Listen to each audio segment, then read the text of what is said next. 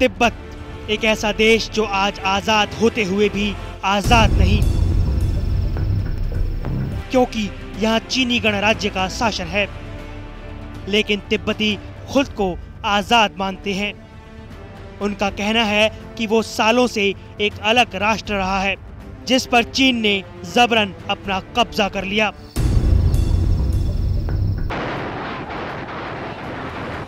असल में विवादों के दौर की शुरुआत 13 सितंबर 1876 को चीन ब्रिटेन चैफो समझौते पर हस्ताक्षर के बाद से शुरू हुई, जब चीन ने ब्रिटेन को तिब्बत पर चढ़ाई करने को कहा, लेकिन ब्रिटेन ने ऐसा नहीं किया।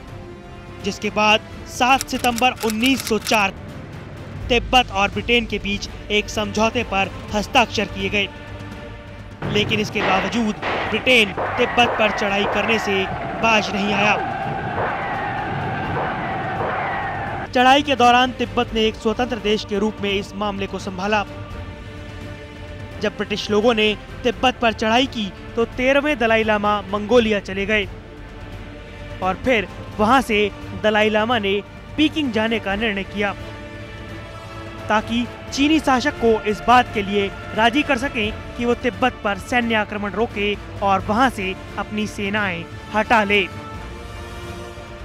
लेकिन जब अंतिम रूप से 1909 में दलाई लामा ल्हासा लौटे तो उन्होंने देखा कि पीकिंग से प्राप्त सभी आश्वासनों के विपरीत चाओ अफरेंग की सैन्य टुकड़ी तिब्बत में अपने पांव जमा चुकी थी।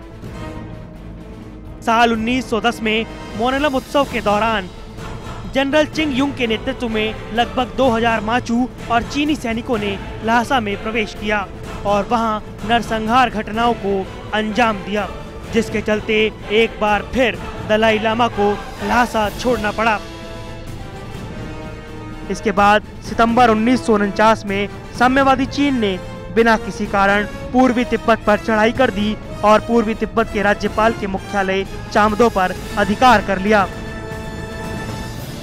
9 सितंबर 1951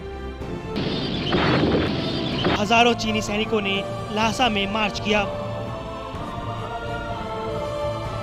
तिब्बत पर जबरन अधिग्रहण के बाद योजनाबद्ध रूप से यहाँ के मठों का विनाश किया गया।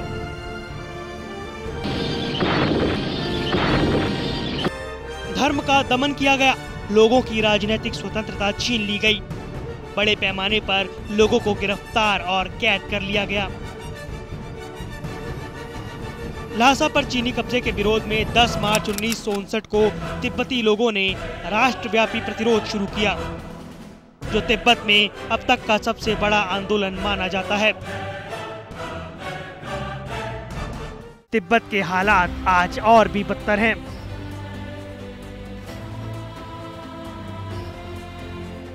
उम्मीद की किरण लौ बनकर अब भी तिब्बतियों के दिल में जल रही है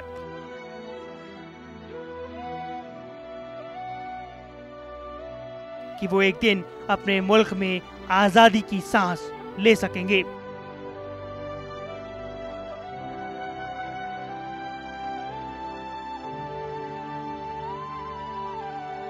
जनता के लिए नाजिया रहमान की रिपोर्ट।